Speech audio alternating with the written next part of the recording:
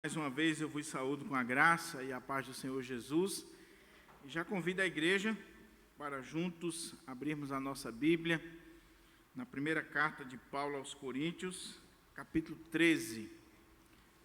Primeira carta de Paulo aos Coríntios, capítulo 13. Nesta série, conforme já é do conhecimento dos irmãos, nós estamos usando a Bíblia na versão King James atualizada. E na versão King James atualizada, o capítulo 13, ele está completinho aqui. Quem tem a atualizada, a ARA, esse capítulo ele começa no final do capítulo 12 de 1 Coríntios. Você vai ver que o último versículo aí do capítulo 12 de 1 Coríntios, ele tem um espaçozinho, tem a parte A e a parte B. Então, o capítulo 13, na verdade, na ARA, ele começa um pouquinho antes, o finalzinho do capítulo 12, e vai até o final do capítulo 13. Mas aqui na atualizada já está o texto bem organizadozinho. Para quem tem a ARA, então, é 1 Coríntios 12, 31b, até o capítulo 13, verso 1 ao 13. Para quem está com a King James atualizada, é só o capítulo 13, tá bom? Diz assim a palavra do Senhor. E agora passo a vos mostrar um caminho ainda muito mais excelente. Ainda que eu fale as línguas dos seres humanos e dos anjos, se não tiver amor, serei como o sino que ressoa ou como o prato que retine. Mesmo que eu possua o dom da profecia e conheça todos os mistérios e toda a ciência, e ainda tenha uma fé capaz de mover montanhas, se não tiver amor, nada serei. Mesmo que eu dê aos necessitados tudo o que possuo e entregue o meu próprio corpo para ser queimado, se não tiver amor, todas essas ações não me trarão qualquer benefício real. O amor é paciente, o amor é bondoso, não inveja, não se vangloria, nem é arrogante. Não se porta de maneira inconveniente, não age egoisticamente, não se enfurece facilmente, não guarda ressentimentos. O amor não se alegra com a injustiça, pois sua felicidade está na verdade. Tudo sofre, tudo crê, tudo espera, tudo suporta. O amor jamais morre. Todavia, as profecias deixarão de existir. As línguas cessarão. O conhecimento desaparecerá. Porquanto, em parte conhecemos e em parte profetizamos. Quando, no entanto, chegar o que é perfeito, o que é imperfeito será extinto. Quando eu era criança, pensava como menino, sentia e falava como menino. Quando cheguei à idade adulta, deixei para trás as atitudes próprias das crianças. Agora, portanto, enxergamos apenas um reflexo obscuro, como em um material polido. Entretanto, haverá o dia em que veremos face a face. Hoje, conheço em parte. Então, conhecerei perfeitamente, da mesma maneira como plenamente sou conhecido. Sendo assim, permanecem até o momento estes três: a fé, a esperança e o amor. Contudo, o maior deles é o amor. Mantenha a sua Bíblia aberta, nós vamos orar e nós vamos pedir ao Senhor que nos ajude, que nos agracie, que nos abra a porta à palavra nesta manhã e que esse texto tão precioso possa falar ao nosso coração. Pai querido, louvado e engrandecido seja o teu nome. Ó Senhor, nós estamos diante da tua palavra, bendita palavra, sacrossanta palavra. E nós estamos aqui, Senhor, quedados diante da Tua revelação, precisando da ação, da iluminação do Teu Espírito Santo, para que possa nos dar discernimento espiritual, intrepidez, luz e a aplicação necessária para a nossa vida. Fala conosco, Senhor. Fala aquilo que nós precisamos e não pure simplesmente o que nós queremos ouvir. Que as palavras dos meus lábios e o meditar do meu coração sejam agradáveis na Tua presença, ó Senhor, rocha minha e redentor meu. Amém. Meus irmãos e irmãs,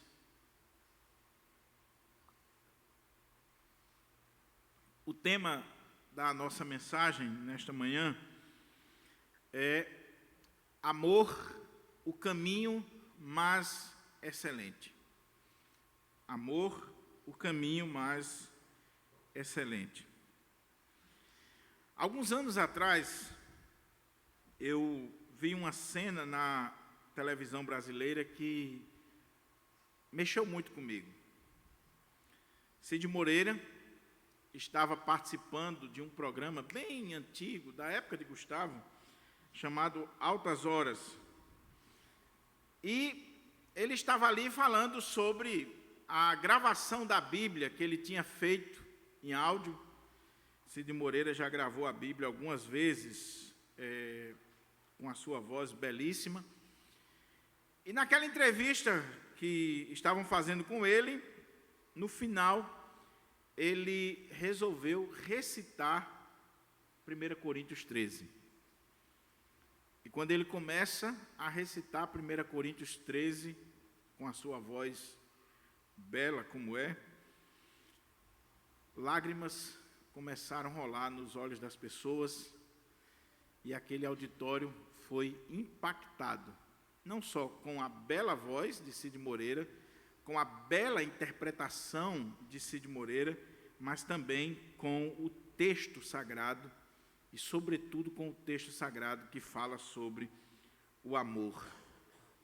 Esse texto também, na década de 90, fez muito sucesso no nosso país, com uma das bandas que marcou gerações, e que marca ainda a geração nos dias atuais, que foi uma banda profana chamada Legião Urbana, onde o seu vocalista principal, ele cantava uma música baseada nesse texto.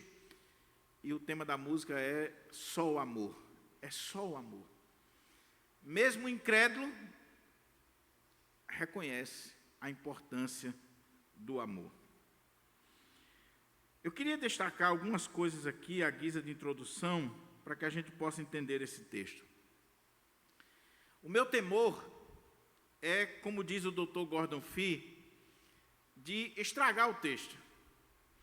Gordon Fee diz que esse texto é tão belo, é tão maravilhoso, é tão extraordinário, que nós, os exegetas, os analistas bíblicos, os pregadores, precisamos ter muito cuidado para, na nossa análise, na nossa exegese ou no nosso sermão, não estragarmos o texto, não tirarmos a beleza do texto, porque ele já é belo em si.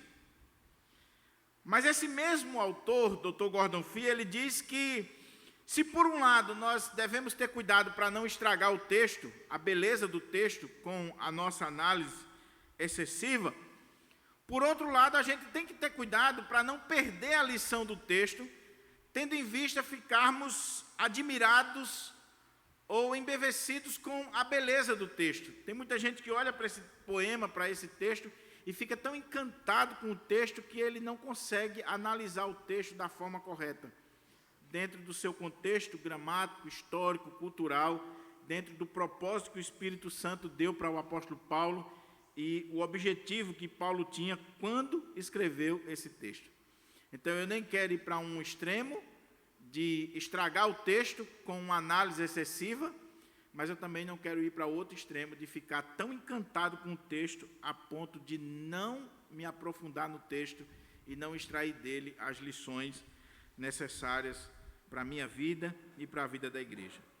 Mas algumas coisas precisam ficar bem claras para nós para que a gente possa começar a entender o texto. Primeiro, é que alguns estudiosos, eles querem crer, e no meu ponto de vista é equivocado, que o que nós temos aqui é um enxerto de um poema, uma poesia, um texto escrito pelo apóstolo Paulo ou por outra pessoa em algum momento, e que aqui Paulo de repente enxertou entre o capítulo 12 e o capítulo 14 esse poema, mas que ele não fazia parte da conjuntura original dessa carta.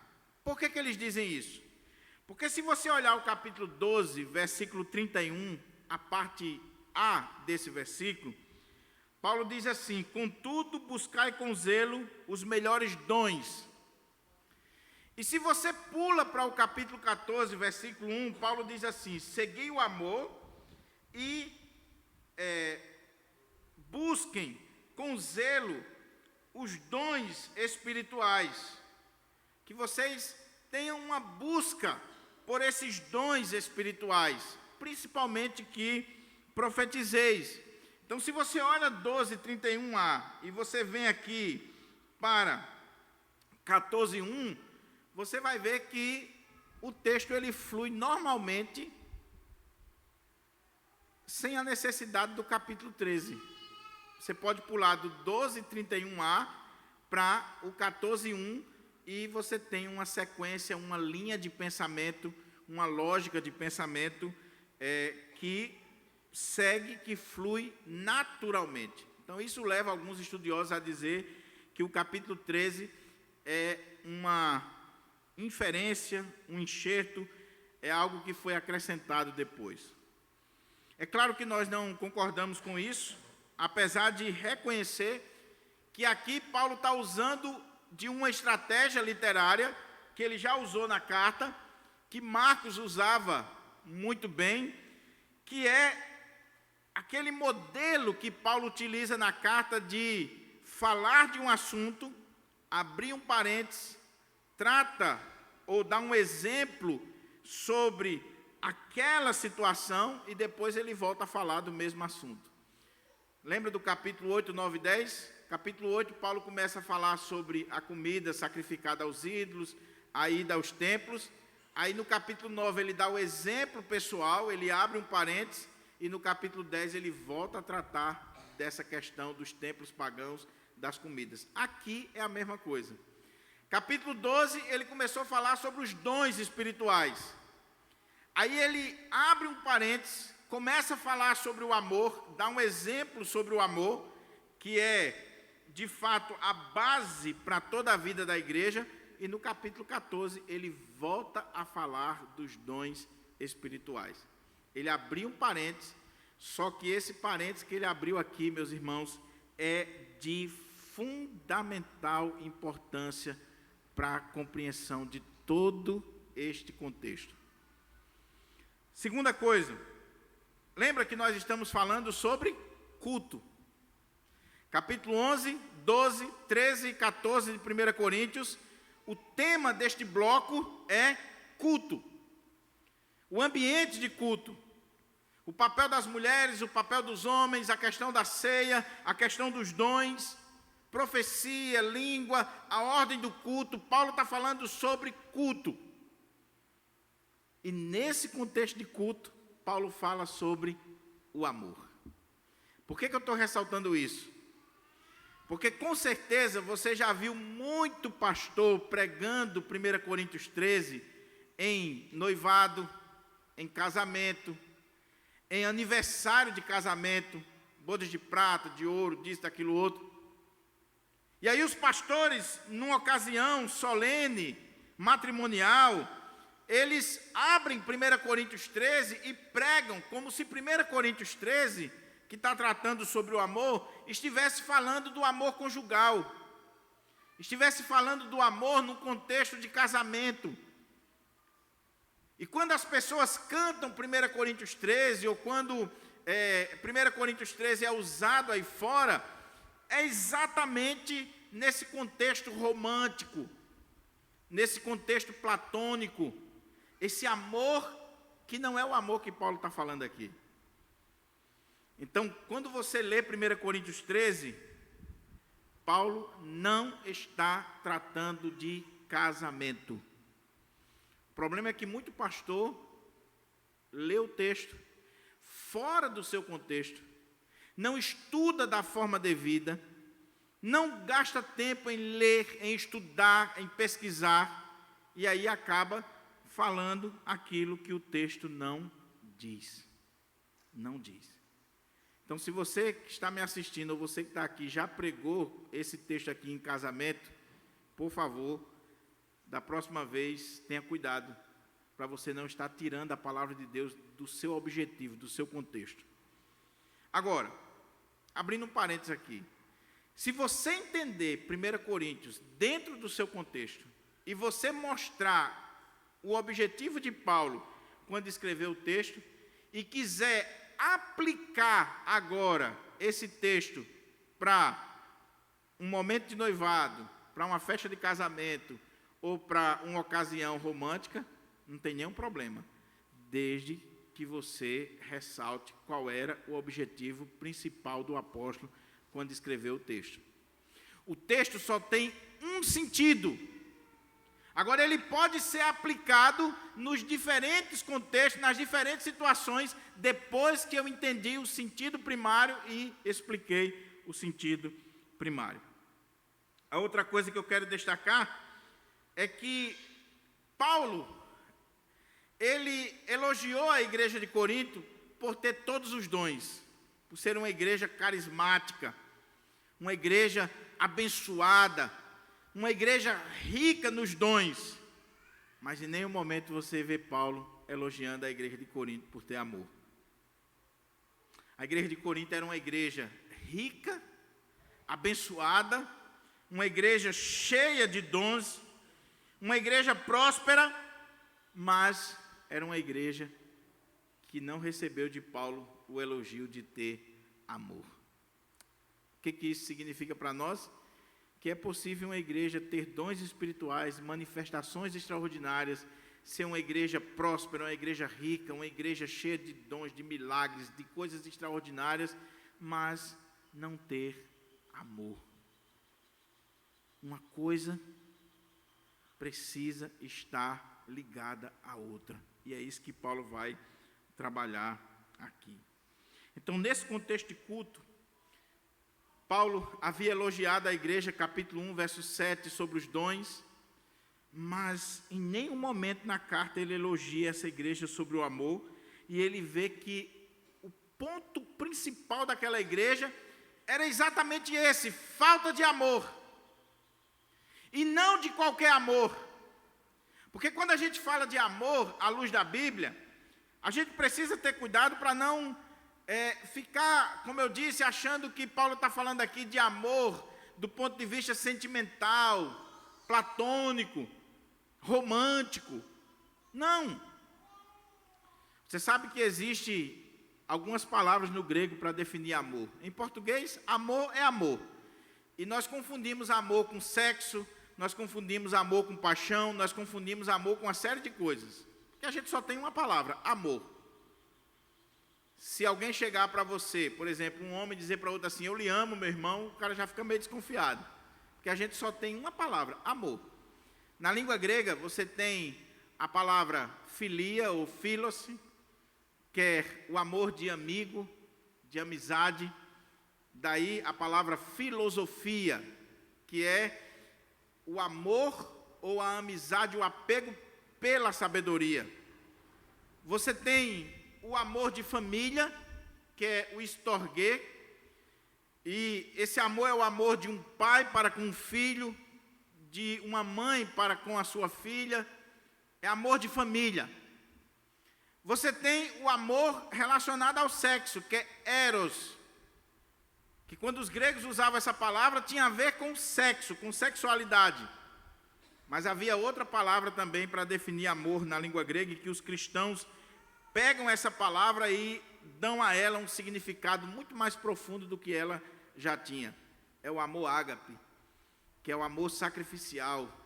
É o amor que a Bíblia vai usar para o amor de Deus, para o amor de Cristo, esse amor que está disposto a se sacrificar em prol do outro, em dar a sua vida para o outro. É esse amor ágape que Paulo está falando aqui. Ele não está falando de filia, ele não está falando de estorgue, ele não está falando de eros, ele está falando de ágape. Esse amor sacrificial, esse amor de Deus, esse amor que é derramado em nossos corações em Cristo Jesus, e que a igreja de Corinto não estava vivendo. E meus irmãos e irmãs, as nossas igrejas dos dias atuais, também, na sua grande maioria, não estão vivendo. Quando eu li esse texto essa semana, e eu li esse texto dezenas de vezes, meditei nele, estudei, lendo os comentários, refletindo. Eu confesso aos irmãos que, principalmente na sexta-feira à noite, quando eu estava estudando esse texto e lendo esse texto, teve um momento que eu parei e comecei a chorar. Porque eu preciso viver isso aqui na minha vida. Eu preciso aplicar isso aqui na minha vida. A igreja do Pirangi precisa olhar para esse texto e dizer: Senhor, tem misericórdia de nós. E que esse texto seja uma realidade na nossa vida. Porque nós podemos ter um templo bonito, nós podemos ter membros importantes, nós podemos ter um orçamento robusto, nós podemos ter todos os dons, nós podemos ter todas as riquezas. Se não tivermos amor, nada adianta, de nada aproveita. E se a gente for sincero, e quando olhar o texto, a gente vai ver que nós estamos longe do que Paulo está dizendo aqui.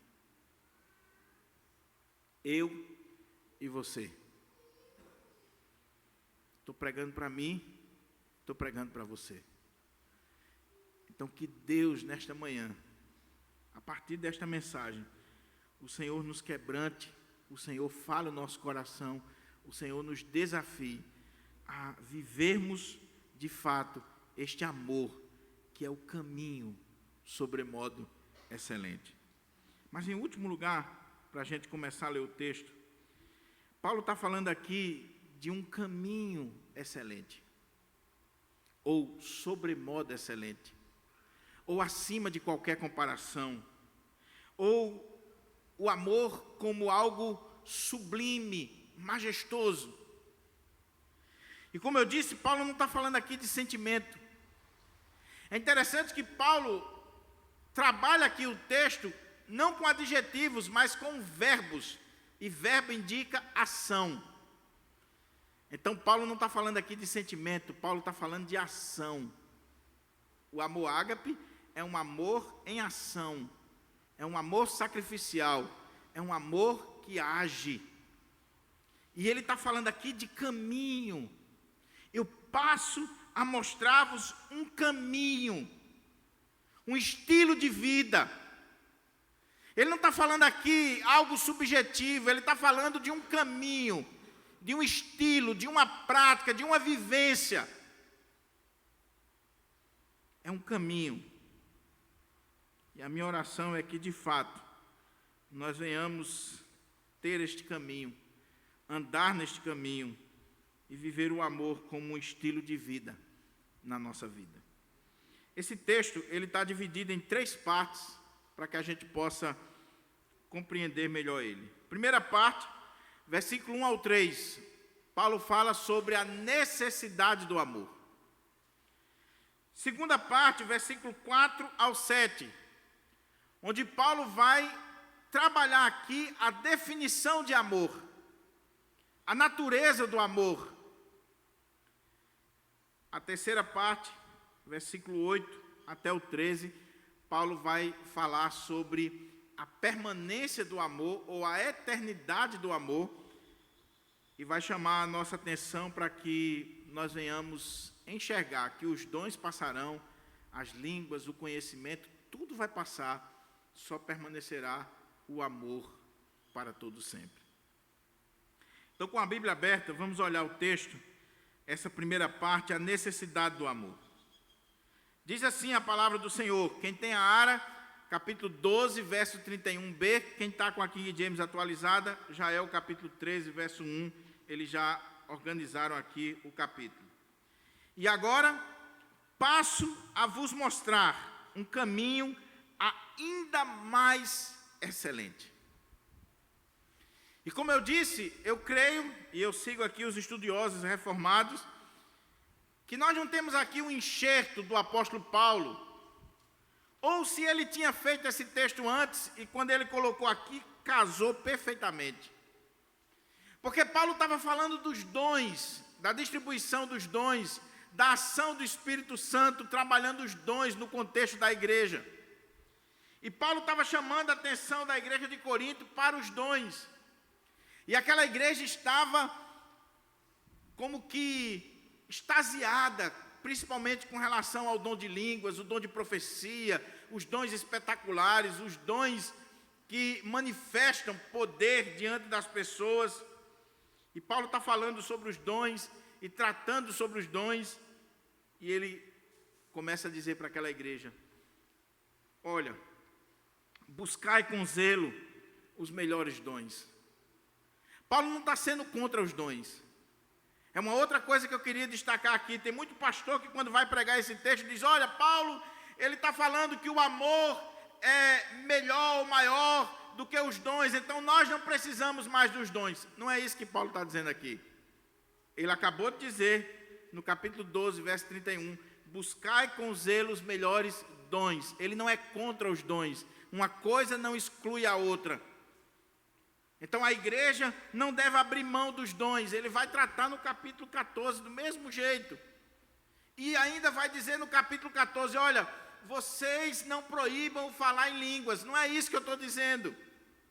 Agora, mesmo buscando os melhores dons, eu quero mostrar para vocês que existe um caminho sobremodo excelente. Um caminho acima de qualquer comparação. Um caminho sublime. E que caminho é esse? Que estilo de vida é esse? O amor. Eu tenho certeza que você já viu congressos e mais congressos sobre dons. Sobretudo as igrejas pentecostais, como o próprio nome diz, são igrejas que buscam os dons, que têm avidez pelos dons. E as pessoas correm atrás dos dons. Mas quando foi a última vez que você viu um congresso, uma conferência, para tratar sobre o amor? Quando foi que você viu uma campanha de oração de 30 dias para que nós venhamos amar mais? Eu estou na igreja desde criança e eu nunca vi. E Paulo está dizendo, não despreze os dons, mas eu quero mostrar para vocês um caminho sobremodo excelente. Eu quero mostrar para vocês um estilo de vida acima de qualquer comparação. Eu quero mostrar para vocês um estilo de vida sublime. Eu quero mostrar para vocês o amor. E por que ele está dizendo isso? Porque ele vai mostrar a necessidade do amor no contexto da igreja. E agora, passo a vos mostrar um caminho ainda mais excelente. Ainda que eu fale as línguas dos seres humanos e dos anjos, se não tiver amor, serei como o sino que ressoa ou como o prato que retine.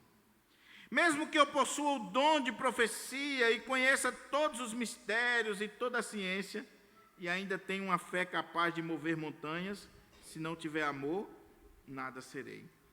Mesmo que eu dê aos necessitados tudo o que possuo e entregue o meu próprio corpo para ser queimado, se não tiver amor, todas essas ações não me trarão qualquer benefício. Olha que coisa extraordinária, meus irmãos. Esse texto aqui é riquíssimo. Cada palavra, cada expressão tem um valor muito grande para nós.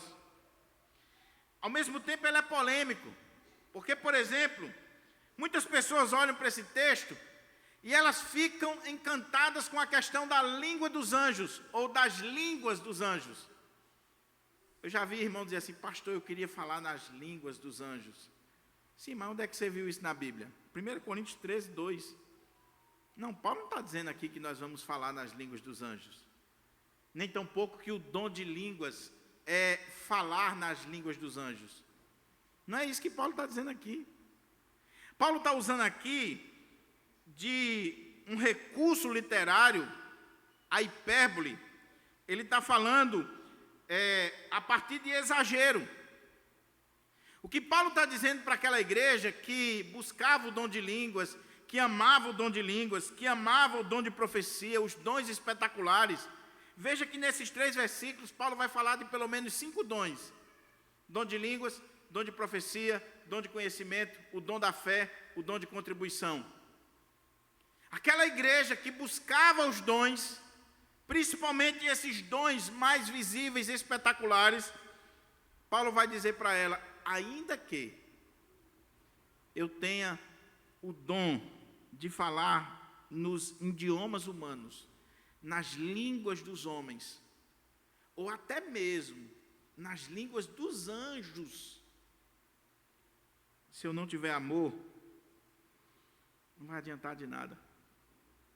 Paulo está usando de um exagero, de uma figura de linguagem. Ele está dizendo que eu poderia falar em todos os idiomas humanos, e se eu tivesse a capacidade de falar no idioma celestial, e aqui é onde está a polêmica, porque existe pelo menos 3 visões para esse texto. A primeira é que quando Paulo está dizendo aqui, línguas dos homens, dos seres humanos e dos anjos, Paulo estaria falando sobre alguém que tem o dom da retórica, da eloquência. Quando você vê um bom orador, alguém que fala muito bem, diz assim, fulano tem o dom dos anjos, a linguagem dos anjos, fala de forma angelical, fala muito bem, com eloquência, com desenvoltura. Então Paulo poderia estar dizendo, olha, ainda que eu falasse na língua dos homens, dos seres humanos e dos anjos, ou seja, eu tivesse a eloquência dos anjos, é uma possibilidade. A outra possibilidade é que Paulo estaria dizendo, ainda que eu falasse na língua dos homens e existe uma língua dos anjos? Existe. Com certeza existe. Os anjos se comunicam. A polêmica aqui é porque Paulo coloca também no plural, as línguas dos anjos. Então, será que lá também existe uma espécie de Babel? Que existe vários idiomas ou várias línguas, dialetos entre os anjos? Mas vamos dizer que existe uma linguagem celestial. Então, Paulo estaria dizendo, ainda que eu tivesse condição de falar na linguagem dos anjos, na linguagem celestial, no idioma que os anjos falam, se não tiver amor, nada serei. Dr. Gordon Fee, que é o melhor comentarista da Carta aos Coríntios, ele segue essa linha, até porque ele é pentecostal. E ele diz que a questão aqui é que os coríntios, por causa daquela visão de uma escatologia ultra realizada, de uma espiritualidade acima da média, eles já achavam que estavam falando na língua dos anjos. Eles falavam línguas, como dom do Espírito, e eles falando nestes idiomas que não eram conhecidos ali da comunidade, se não houvesse interpretação, eles achavam que já tinham chegado numa plataforma tal que estavam no nível dos anjos, uma espiritualidade já acima de qualquer suspeita. Eles eram tão espirituais que eles não estavam nem querendo ter relação sexual mais. Capítulo 7. Já estavam no nível dos anjos. Aí Paulo diz, vocês estão dizendo aí que estão no nível dos anjos, que está falando a língua dos anjos. Pois ainda que eu fale a língua de todos os homens, dos seres humanos, ou mesmo que eu tivesse a capacidade de falar na língua dos anjos, se não tiver amor, nada disso me aproveita. Meus irmãos, isso aqui é muito sério. Para uma igreja que achava que estava no nível de espiritualidade elevada, falando na língua dos anjos, falando nos idiomas humanos, aquela igreja levou aqui uma pastoral do apóstolo Paulo, inspirado pelo Espírito Santo, que com certeza falou ao coração deles. E agora passo a vos mostrar um caminho ainda muito mais excelente. Ainda que eu fale as línguas dos seres humanos e dos anjos, se não tiver amor, serei como sino que ressoa, ou como prato que retine. Serei como um gongo, Serei como um sino. A tradução aqui do texto grego ela é um pouco difícil de ser passada para o português, porque a ideia é de um gongo ou de algo de ferro, alguma coisa que faz barulho. Então ele diz, olha, eu serei como um sino que ressoa, ou como um prato que retine, como um símbolo sonoro. E que ideia é essa? Imagine um pedaço de ferro, ou como a canção que Diácono Gustavo cantou aqui, um sino velho, que bate o som, não tem sentido, é um som irritante, que causa náusea naqueles que estão ouvindo. A outra possibilidade é que a adoração pagã, as religiões de mistérios, quando eles iam se reunir nos templos pagãos, e lembra que Paulo vem falando da adoração pagã e depois ele passa a falar da adoração cristã. Ele condenou o paganismo no capítulo 8, 9 e 10, e agora, capítulo 11, 12, 13 e 14, ele está falando do culto cristão. Ele falou lá do culto pagão e aqui ele está falando do culto cristão. Então, os cultos pagãos, quando os pagãos iam se reunir para adorar a deusa Cibele, Apolo, Afrodite, as religiões de mistérios grega, quando eles se reuniam, geralmente eles tocavam instrumentos, símbolos sonoros, gongos ou sinos.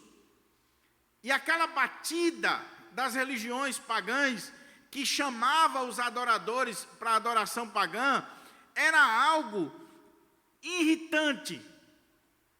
Irritante. O que Paulo estaria dizendo aqui se a interpretação for essa?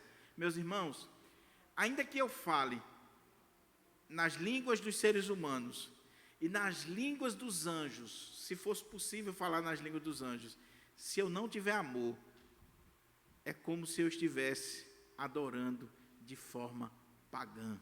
Esse culto, esse dom, essa língua, essa liturgia não serve de nada. É igual o paganismo, é igual às religiões pagãs, as religiões de mistério. Não serve de nada. De nada, é como um sino que ressoa, é como um prato que retine, é como uma adoração pagã, é como uma adoração que não tem nada a ver, não vai chegar diante de Deus. É só barulho, é só zoada, é só conversa fiada. Veja como é sério o que Paulo está dizendo aqui. Ah, meus irmãos, como isso é atual. Porque tem gente que fala línguas, tem gente que tem dons, tem gente que só a misericórdia de Deus, mas ela pode ter uma surpresa amanhã, de saber que esse culto que ela prestou não passou de adoração pagã, não chegou diante de Deus como aroma suave, pelo contrário, chegou diante de Deus como algo podre, pagão, que Deus não aceita. Agora veja como é que ele continua ainda. Mesmo que eu possua o dom de profecia e conheça todos os mistérios e toda a ciência, e ainda tenho uma fé capaz de mover montanhas, se não tiver amor, nada serei. A expressão no texto grego é: serei um zero à esquerda, não serei nada. Paulo está dizendo, imagine que você recebeu o dom de profecia, de falar, de revelar os mistérios de Deus, aquilo que estava oculto. E você fala a partir dos mistérios de Deus, revelando esse mistério para a igreja. Mas você recebeu o dom do conhecimento, da ciência, você sabe muita coisa a respeito de Deus, porque Deus lhe revelou. Você possui uma fé capaz de mover montanhas, o dom da fé. Se você não tiver amor, nada você é. Diante da igreja você pode ser tido como o profeta, o pastor, o pregador, aquele que conhece profundamente os mistérios de Deus, as coisas de Deus. Você profetiza, você fala, você está cada vez mais colocando para fora aquilo que Deus tem lhe dado. Se não tiver amor, você deve se olhar no espelho e dizer assim: eu não sou nada. Mesmo que eu dê aos necessitados tudo o que possuo, e entregue o meu próprio corpo para ser queimado, se não tiver amor, todas essas ações não me trarão qualquer benefício real. Olha os dons que Paulo está dizendo aqui: dom de línguas, dom de profecia, dom da fé, dom do conhecimento, dom de contribuição. E contribuição aqui tem a ver com contribuição financeira, de dar os seus bens aos pobres, de ajudar aos pobres, de contribuir com a obra do Senhor, mas também a capacidade de você se doar, de você dar o seu próprio corpo para ser queimado. Existe uma polêmica aqui, porque a expressão em grego, se você tem a NVI, tem uma notinha de rodapé bem interessante, porque a palavra tanto pode ser traduzida como dar o meu corpo para ser queimado, ou dar o meu corpo como motivo de glória, ou para me gloriar. A ideia é alguém que está doando algo, fazendo algo, doando a si mesmo com o intuito de receber glória. Mas a maioria dos intérpretes entendem que a melhor tradução seria essa, do martírio. Ainda que eu dê o meu corpo para ser queimado, eu me coloco como mártir. Se eu não tiver amor, isso não significa nada, não adianta de nada na minha vida. Meus irmãos, como eu disse, esse texto não é só para a igreja de Corinto, não. Esse texto é para nós. Para a igreja de Corinto, Paulo está chamando a atenção em relação aos dons.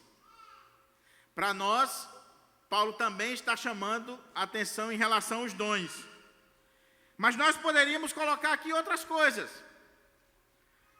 Ainda que eu seja dizimista fiel, ainda que eu dê ofertas, ainda que eu seja diácono, presbítero, pastor, ministro de louvor, ainda que eu seja presidente da junta diaconal, que eu seja líder dos homens, das mulheres, que eu pertença à SAF, ao PH, ao MP, ainda que eu trabalhe na igreja de dia e de noite, se eu não tiver amor, nada serei, não me adianta de nada, não vale nada, é como adoração pagã. Tu já pensou isso? Já parou para refletir sobre isso? Porque tem gente que acha que está fazendo muita coisa, porque chegou o final do ano e não perdeu uma reunião da SAF, uma reunião dos homens, uma reunião dos jovens, não perdeu um culto na igreja, dizimou todos os meses, trabalhou, fez isso, fez aquilo outro. E ela chega o final do ano prestando um relatório dizendo: olha o que eu fiz. Doei meu tempo, meus recursos, meus talentos, dei minha vida pela obra do Senhor. Aí Paulo diz: se não tiver amor, não serve de nada. De nada. Eu penso que isso deve nos fazer refletir muito sobre a forma como nós atuamos na casa do Senhor. A forma como nós agimos, como nós trabalhamos, como nós investimos a nossa vida, os nossos dons, os nossos talentos, os nossos recursos na casa do Senhor. Paulo está falando sobre essa necessidade de amor. Trabalho, dons, ação sem amor não vale nada. É como um sino que ressoa, que só faz barulho. É algo que eu me tornarei um zero à esquerda, não serei ninguém. E é algo que não trará qualquer benefício para a minha vida. Pelo contrário, pode estar trazendo maldição para a minha vida. Porque tem gente que acha que porque fez isso, fez aquilo outro, porque isso, aquilo outro, ele acha que quando chegar diante de Papai do Céu vai olhar assim e dizer: reverendo, o senhor pregou 200 sermões esse ano, o senhor fez tantas visitas pastoral, aconselhamentos, construiu um templo, o senhor fez isso, fez aquilo. Mas o reverendo não amava ninguém. Fazia tudo aquilo ali para a sua própria glória, para aparecer, para que o seu nome tivesse no relatório, no livro de ouro. Lembra dos livrinhos de ouro das igrejas? Você está achando que quando chegar diante do Papai do Céu, ele vai perguntar quantas reuniões da SAF, da UPH ou da Junta Diaconal você participou? Isso é para cá, meu irmão, é para essa dimensão. O que Paulo está dizendo que o Senhor vai olhar para mim e você é se nós fizemos tudo isso em amor. Amor a Deus, amor ao próximo, amor à obra do Senhor. Se eu não tiver amor, tudo isso que eu venha fazer, manifestar dons, seja lá o que for, é adoração pagã. Adoração pagã. Aí, a partir do versículo 4, Paulo vai definir o amor. E olha que coisa interessante, porque Paulo vai definir o amor de forma positiva. Ele vai falar o que o amor não é, e ele vai falar o que o amor faz. E como eu disse, eu não tenho tempo de esmiuçar isso aqui, mas a própria leitura já deixa claro para nós. E quando Paulo começa a definir o amor, deixa eu dar um destaque aqui para você. Ele personifica o amor. Ele usa esse recurso literário de linguagem. Ele trata o amor como uma pessoa. E é interessante esse recurso que Paulo está utilizando, porque se você olhar os versos 1 a 3, alguns estudiosos dizem que é como se Paulo estivesse dando o seu próprio testemunho. Paulo tinha o dom de línguas, ele falava línguas mais do que todos.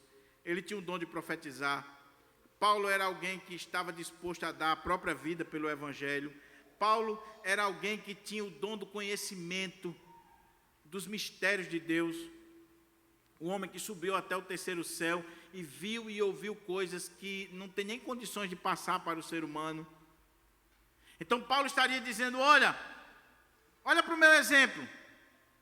Eu tenho tudo isso, mas se não tiver amor, não serei nada. Nada, absolutamente nada. E não vai me trazer nenhum benefício. Mas aqui nos versos 1 a 3 não é só a biografia de Paulo, é a minha e a sua. Você pode colocar seu nome. É claro que fica difícil, né? Porque nós não temos a mesma qualidade de Paulo. Mas vamos dizer que você tem pelo menos 10% aqui. Você fala línguas, você profetiza, ou você contribui. Se eu não tiver amor, nada serei, não me traz benefício, é adoração pagã. Mas agora, quando Paulo personifica do verso 4 a 7, ele fala do amor como uma pessoa, e que você pode colocar tranquilamente aqui o nome de Cristo. E você vai ver aqui que você tem aqui uma definição da pessoa de Cristo. Mas não só de Cristo, deveria ser a personificação minha e sua. Olha como é que diz o texto para você entender. Versículo 4 a 7. O amor é paciente, o amor é bondoso, não inveja, não se vangloria, nem é arrogante. Não se porta de maneira inconveniente, não age egoisticamente, não se enfurece facilmente, não guarda ressentimentos. O amor não se alegra com a justiça, pois sua felicidade está na verdade. Tudo sofre, tudo crê, tudo espera, tudo suporta. E versículo 8, a parte A diz assim, o amor jamais acaba, o amor não morre. Agora leia o texto de novo, colocando o nome de Jesus. Jesus é paciente, é bondoso, não inveja, não se vangloria, não é arrogante, não se porta de maneira inconveniente, não age egoisticamente, não se enfurece facilmente, não guarda ressentimento. Jesus não se alegra com a justiça, pois sua felicidade está na verdade. Jesus tudo sofre, tudo crê, tudo espera, tudo suporta. Está vendo qual é o amor que Paulo está falando aqui? O amor de Jesus, o amor ágape, o amor sacrificial. Agora vamos fazer a coisa invertida, porque nós temos que imitar Cristo. Ele é o autor e consumador da nossa fé, ele é o padrão da nossa vida. Nós devemos imitá-lo e viver a sua vida. Agora, leia botando seu nome. Olha como é que o texto diz. Diogo é paciente. Diogo é bondoso. Não inveja. Não se vangloria. Não é arrogante. Não se porta de maneira inconveniente. Não age egoisticamente. Diogo não se enfurece facilmente.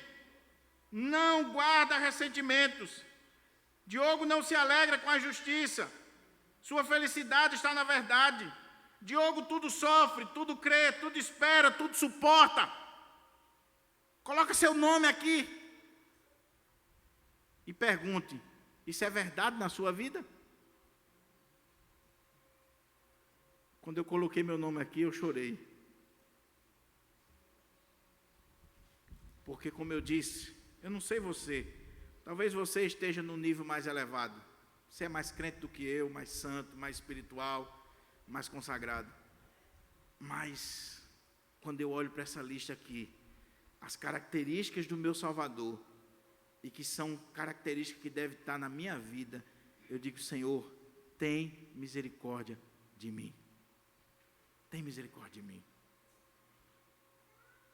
O que Paulo está falando aqui é como é que o amor age. Como é que o amor se manifesta. Se nós temos o amor de Deus, se nós temos o amor de Cristo, se nós realmente somos o corpo de Cristo, a igreja de Cristo, pessoas que tiveram encontro com Cristo, nós vamos agir assim. Então ele diz, o amor age da seguinte forma. O amor é paciente. O amor é bondoso. A palavra paciência aí tem a ver com ânimo longo. É uma palavra na língua grega, macrotimia, que traz a ideia de esticar uma corda, um elástico, o máximo que você puder. Você é assim? Eu sou assim? E não é paciência com circunstâncias, é paciência com pessoas. Você tem paciência com as pessoas? O amor é paciente. Um longo ânimo. Estica, estica, estica e estica. E por que ele faz isso? Porque ele é bondoso, ele é bom. Se ele é paciente com as pessoas, ele é bom. Agora, um detalhe. Tudo que Paulo está dizendo aqui, ele está retratando a igreja de Corinto e dizendo, vocês não estão vivendo assim. A igreja de Corinto não estava tendo paciência com os irmãos, a ponto de levar os irmãos para os tribunais, capítulo 6. A igreja de Corinto não estava agindo com bondade, a ponto de desprezar o apóstolo Paulo, de criar partido dentro da igreja. Não tinha bondade, não tinha amor, não tinha paciência. Eles não estavam manifestando isso. Leia a carta. Então Paulo diz, olha, o amor é paciente, é longânimo e é bondoso. É bondoso. Meus irmãos, você está vendo que não é só uma poesiazinha romântica, é uma poesia que nos pega pela gola da camisa e diz assim, você está vivendo realmente a vida cristã? O amor é paciente, o amor é bondoso, não inveja. Algumas traduções dizem, não arde em ciúme, não fica pegando fogo de ciúme. E quando você está pegando fogo de ciúme, você está invejando o outro. E era o que acontecia na igreja de Corinto. Eles estavam invejando quem tinha os melhores dons, dom de língua, dom de profecia. Havia inveja, havia ciúme, havia contenda no contexto daquela igreja. E Paulo está dizendo o amor. Ele não inveja, não arde em ciúme, não se vangloria, não é arrogante. A ideia aqui do orgulho ou da pessoa se ufanar. A expressão que Paulo utiliza aqui para o orgulho é inchar como um balão. A pessoa orgulhosa é uma pessoa que incha, que se enche de ar, mas só tem ar, ela não tem mais nada, ela só tem ar.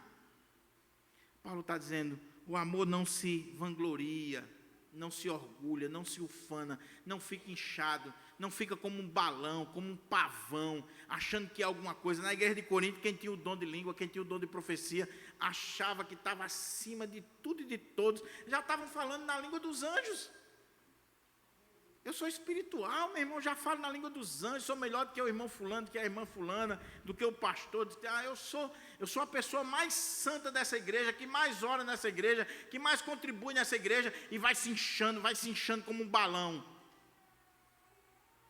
Ele diz, quem tem amor, ele não inveja, não se vangloria, não é arrogante, não se porta de maneira inconveniente, não age egoisticamente, não se enfurece facilmente, não guarda ressentimentos. O amor não está ligado com nada mal, nefasto, sujo. Ele não fica guardando ressentimento, guardando mágoa, agindo na surdina. Ele não se alegra com a injustiça. A sua felicidade está na verdade. Quem ama de verdade não se alegra quando o seu irmão está sendo injustiçado, quando o seu irmão está caído, quando o seu irmão está sofrendo. Mas na igreja de Corinto eles estavam assim, agindo de forma egoísta, agindo de forma maligna, se enfurecendo facilmente, inclusive contra o apóstolo Paulo, guardando rancor, guardando mágoa, sentimento, se portando de maneira inconveniente, agindo com malícia, com trama. Oh, meus irmãos, às vezes a gente vê comportamento na igreja que a gente não vê no mundo. No mundo. Há poucos dias eu disse para uma pessoa, eu trabalhei muito tempo num ambiente pagão, não era num templo não, num ambiente pagão. Com gente que bebia, que se prostituía, que vivia no mundão. Mas eu já vi coisa na igreja que eu não vi lá. Eu já vi mais maldade, mais trama, mais politicagem, mais coisas feias na igreja do que no mundo. E são de pessoas que estão todo domingo ouvindo a palavra, que canta, que ora, que chora, que diz que é crente, que é espiritual, que Jesus mudou sua vida, mas que não tem medo de tramar contra o próximo, de agir de forma egoísta, de agir na surdina, de se portar de forma inconveniente, anticristã. Não tem medo, se alegra com a injustiça, quando vê o irmão caído, bate palma. A gente precisa ter cuidado, porque nós podemos ter todos os dons, nós podemos ter tudo, se não tiver amor, nada seremos, e não adianta de nada. E Paulo está dizendo, o amor é paciente, o amor é bondoso, não inveja, não se vangloria, não é arrogante, não se porta de maneira inconveniente, não age de forma egoísta, não se enfurece facilmente, não guarda ressentimento, não se alegra com a justiça, sua felicidade está na verdade. O amor tudo sofre, tudo crê, tudo espera, tudo suporta. Talvez aqui seja a parte mais difícil. Porque agir da forma negativa, agir egoisticamente, se comportar de maneira inconveniente, tramar contra o meu próximo, se alegrar com a queda dele, com a justiça dele, a nossa natureza caída, pecaminosa, faz isso facilmente. Facilmente. Agora, tudo crer, tudo esperar, tudo suportar, sofrer o dano, só com o verdadeiro amor de Deus. Só com o verdadeiro amor de Deus. Irmão, não é fácil, seja para mim ou para você, quando você sabe que tem gente tramando contra você, agindo contra você, falando mal de você, puxando o seu tapete, fazendo todo tipo de coisa, de safadeza contra você. Não é fácil você dizer assim, eu vou suportar. Para o bem da igreja, para o bem do evangelho, para que o nome do Senhor não seja vituperado no meio dos ímpios, eu vou suportar. mas é o desafio. Mas na igreja de Corinto, não. Na igreja de Corinto, Paulo estava quebrando, e eles iam para os tribunais, e eles brigavam, e eles faziam isso, faziam aquilo. No domingo estava todo mundo na igreja cantando: bem-vindo à família, é bom estar aqui. Nós somos uma família, nós somos irmãos. E a hipocrisia rolando. E as reuniões durante a semana, e os telefonemas, e os documentos subindo e descendo para destruir vidas, famílias, ministérios, casas, sociedades. E tudo com ar de piedade. Tudo com ar de piedade. Ontem eu estava ouvindo o reverendo Hernandes pregar no congresso aqui em Natal de pastores.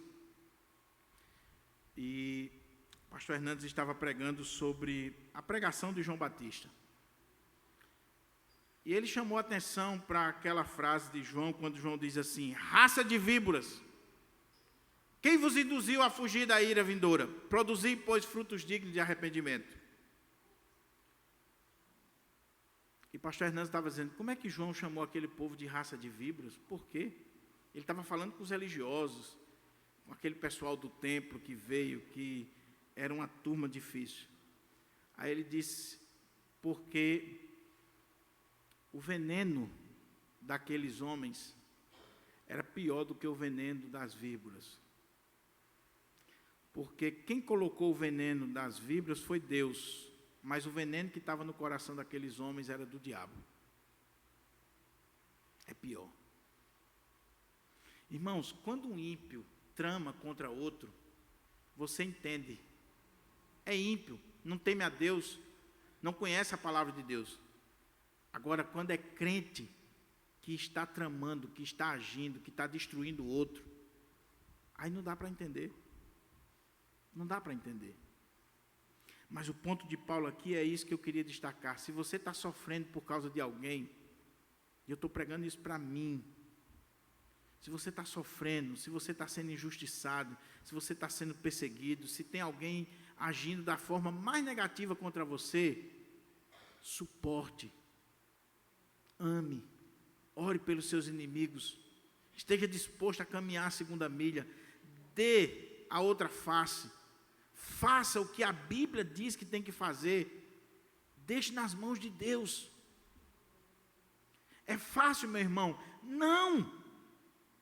Não é fácil. Você acha que quando eu li esse texto eu chorei por acaso? Você acha que eu estou expondo esse texto? Para mim, a maior facilidade do mundo, eu tenho um temperamento muito forte. Bateu, leva. Mas quando eu leio esse texto, o texto está dizendo assim: olha aqui, Diogo, você tem que sofrer o dano. Mas, Senhor, sim, você tem que sofrer. E quem é o padrão? Cristo. Cristo morreu na cruz, foi injustiçado, foi caluniado, mentiram, um processo totalmente errado contra ele, e ele na cruz, morrendo, ele diz: Pai, perdoa-lhes, porque não sabem o que fazem. Ele é o nosso padrão. Ele é o nosso padrão. E nós somos chamados a agir assim. Mas aí Paulo vai agora, em terceiro lugar, chamar a atenção não só para a necessidade do amor, ele não só vai definir o amor, que o amor é paciente, o amor é bondoso, então ele está definindo de forma positiva. Depois ele define o amor de forma negativa, com o não inveja, não arde ciúme, não se vangloria, não age egoisticamente, não se enfurece, não se alegra com a justiça. Depois ele fala o que o amor faz, ele se alegra com a verdade, ele tudo sofre, ele tudo crê, ele tudo espera, ele tudo suporta. Aí ele diz, versículo 8 até o versículo 13, ele chama a atenção para a eternidade do amor. O amor jamais acaba ou jamais morre. Todavia, as profecias deixarão de existir, as línguas cessarão, o conhecimento desaparecerá, porquanto em parte conhecemos e em parte profetizamos. Quando, no entanto, chegar o que é perfeito, o que é imperfeito será extinto. Quando eu era criança, pensava como menino, sentia e falava como menino. Quando cheguei à idade adulta, deixei para trás as atitudes próprias das crianças. Agora, portanto, enxergamos apenas um reflexo obscuro, como em um material polido. Entretanto, haverá o dia em que veremos face a face.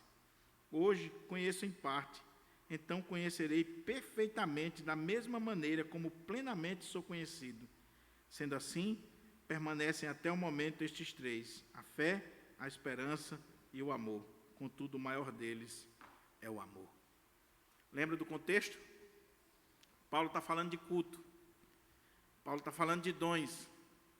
Paulo está falando para uma igreja que estava preocupada com os dons espetaculares, os dons manifestos, línguas, profecia, conhecimento.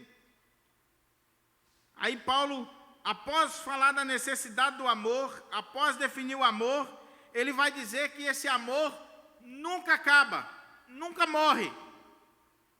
E há duas possibilidades aqui para a gente entender essa primeira parte do verso 8. Ou que Paulo está fazendo referência ao que ele acabou de dizer, do verso 4 ao 7. Então ele está dizendo que nós podemos sim suportar, podemos crer, podemos esperar, podemos passar por tudo isso aqui que ele falou anteriormente, porque o amor nunca acaba. Detalhe, quando Paulo diz o amor nunca acaba, ele não está dizendo que o amor nunca acaba do nosso coração ou da nossa vida. Por favor. Porque você já se viu em situação que você amava demais e depois você viu que você não ama mais. Na nossa vida, o amor acaba. Pode acabar. Por isso que os teólogos entendem que Paulo não está falando que o amor nunca acaba aqui em referência ao que ele disse anteriormente. Porque como nós somos pecadores, o amor pode sim acabar. Ele está falando aqui do amor na sua dimensão escatológica, esse amor de Deus. O amor de Deus nessa dimensão, ele nunca acaba, nunca acabará, ele nunca vai morrer. E é essa a ideia que eu sigo. E aí Paulo está fazendo aqui uma comparação entre esse amor que é eterno, esse amor que nunca acaba, que nunca acabará, e os dons que são passageiros. Os dons, as profecias, as línguas, o conhecimento, a fé, a própria esperança, que são passageiros e que são para essa dimensão. Paulo agora está levando aquela igreja a uma dimensão muito mais elevada do que eles imaginavam. Porque Paulo está dizendo assim: vocês estão encantados com dom, com profecia, com língua, com o culto, com toda essa liturgia. Deixa eu dizer uma coisa para vocês: tudo isso aqui vai acabar. Vocês estão tão ávidos e brigando por essas coisas, mas tudo isso aqui vai acabar. Somente o amor permanecerá para sempre. Por isso que o amor é o caminho sobremodo excelente. Então olha como é que ele diz: o amor jamais morre. Todavia, as profecias deixarão de existir, as línguas cessarão, o conhecimento desaparecerá, porquanto em parte conhecemos e em parte profetizamos. Quando, no entanto, chegar o que é perfeito, o que é imperfeito será extinto. E aqui tem uma polêmica muito grande nesse texto, porque o que seria esse perfeito? Lembra que quando eu comecei a exposição aqui dos dons, capítulo 11, capítulo 12, eu falei que existe pelo menos 3 grupos que interpretam os dons. Os ignorantes, que não sabem nada sobre os dons, e Paulo não quer que a igreja seja ignorante. Existem os cessacionistas, que são aqueles que dizem que os dons só serviram para o primeiro século e que cessaram no primeiro século, foi só para aquela era. E existem os continuistas moderados, que vão dizer que os dons ainda servem para hoje, ainda estão em vigência, muito embora alguns dons, os dons espetaculares, fundacionais, não mais existem porque não tem necessidade. Apóstolo, língua e por aí vai. Mas toda a discussão entre os cessacionistas e os continuistas está aqui nessa expressão de Paulo: quando vier o que é perfeito. O que seria esse perfeito? Existem pelo menos 3 linhas, e em 5 minutos eu termino. Paulo está dizendo aqui, primeiro, que vai chegar um momento em que os dons não mais serão necessários. As profecias, as línguas, o dom da fé, tudo isso não vai ser mais necessário. Agora nós temos em parte, conhecemos em parte, mas vai chegar um momento que tudo isso será extinto. A pergunta é quando? Quando vier o que é perfeito. Então, ao longo da história da igreja, 3 linhas de interpretação se define aqui esse texto. Primeira linha é que diz que o perfeito aqui é o amor, a maturidade da igreja. Então, o que Paulo estaria dizendo é que quando a igreja alcançasse a maturidade, esse amor que ele está falando aqui no capítulo 13, quando a igreja chegasse a um nível de amor tão grande como esse aqui, não haveria mais necessidade dos dons, não haveria mais necessidade desses dons espetaculares. Alguns chegam a dizer que a igreja alcançou isso. Não sei se a igreja alcançou, e pelo menos olhando a olho nu, eu acho que nós estamos longe. A igreja está muito longe de viver 1 Coríntios 13. Segunda linha, é a linha dos cessacionistas mais radicais. Eles vão dizer que os dons cessaram a partir do momento que o cânon da Bíblia foi fechado. Então, o perfeito aqui seria o cânon da Bíblia. Quando o cânon da Bíblia se fechou no primeiro século, nós temos aqui os 66 livros. Eu não tenho mais necessidade de dom de profecia, de língua, de revelação, porque tudo que Deus tinha para revelar já está aqui na Bíblia. Então, a partir do momento que eu tenho a Bíblia, eu não preciso mais desses dons espetaculares. É uma linha.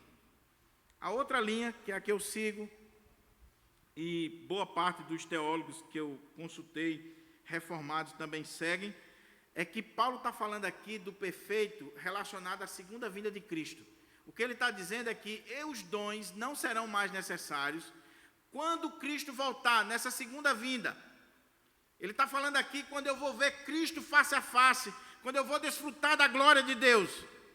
E quando eu chegar nessa dimensão, aí eu vou conhecer o amor em sua plenitude, e eu não vou precisar mais de profecia, de língua, de revelação, porque tudo isso aqui, embora me mostre a verdade de Deus, mas eu conheço em parte. Eu conheço a verdade, mas eu conheço em parte. Mas naquele dia, eu conhecerei como eu sou conhecido. Aí olha o exemplo que ele dá para explicar isso. Quando, no entanto, chegar o que é perfeito, o que é imperfeito será extinto. Quando eu era criança, pensava como menino, sentia e falava como menino. Quando cheguei à idade adulta, deixei para trás as próprias coisas das crianças. A ideia de Paulo aqui é: nós vivemos agora nesse período de criança, de infância. Por isso que criança é invejosa, não sei as suas, mas pelo menos as crianças que eu conheço e as crianças da minha casa e da minha família são invejosas. Briga pelo brinquedo, pela comida. A criança, na mais tenra idade, ela já mostra orgulho, inveja, trama. Pequenininha. A televisão lá de casa caiu. Quando o Neto chegou na janela, primeira coisa que, na sala, a primeira coisa que Lídia fez foi alhólio. E aí a alhólio não consegue falar, só tem 1 ano, apontando para a Lídia. E aí? Então, o que Paulo está dizendo é que quando Cristo voltar, essas coisas de criança, de estar brigando com egoísmo, com inveja, eu vou deixar, porque eu vou atingir a maturidade, vou chegar a ser adulto. Mas aí ele usa outro exemplo. Agora, portanto, enxergamos apenas um reflexo obscuro, como num material polido. Entretanto, haverá o dia em que veremos face a face.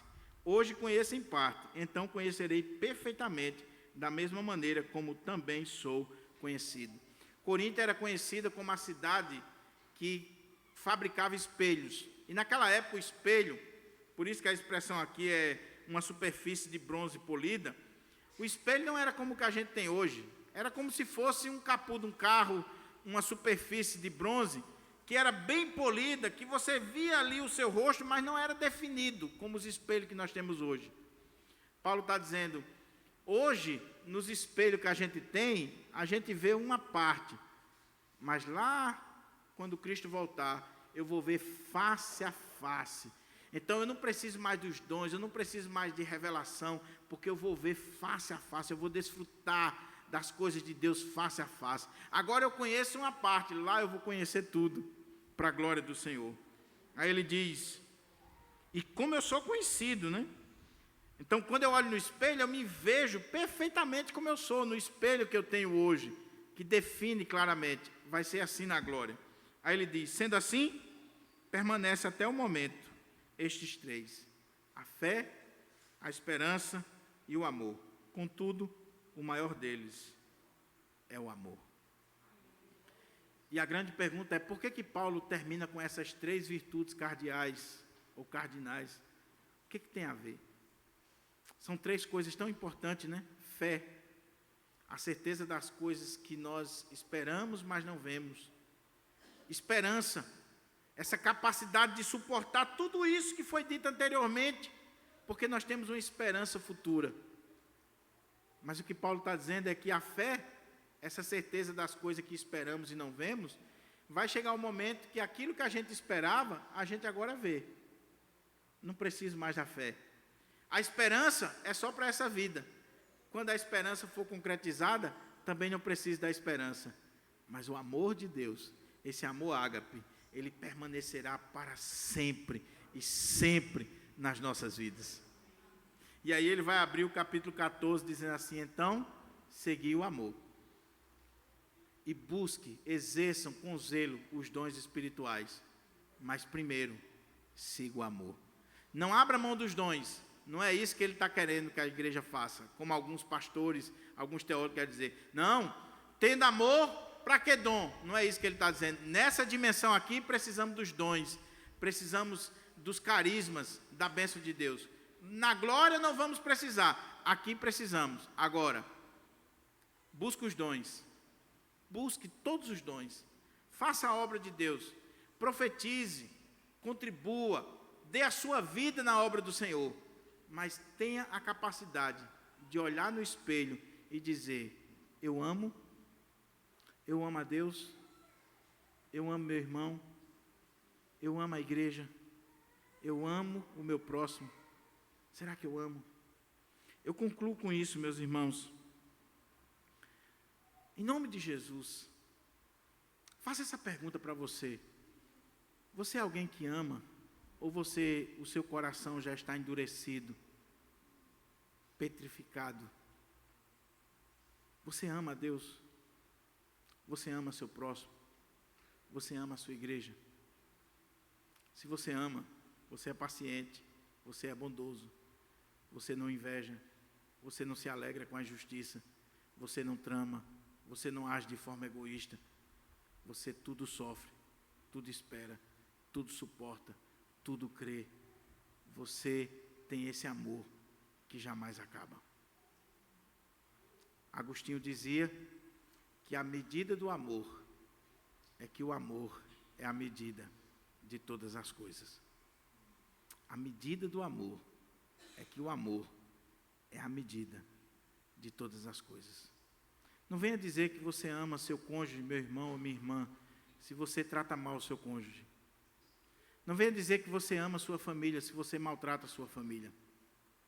Não venha dizer que você ama a sua igreja se você está agindo e não está nem aí se a igreja vai rachar, se vai se dividir, se vai ficar de pé. Não venha dizer que você ama.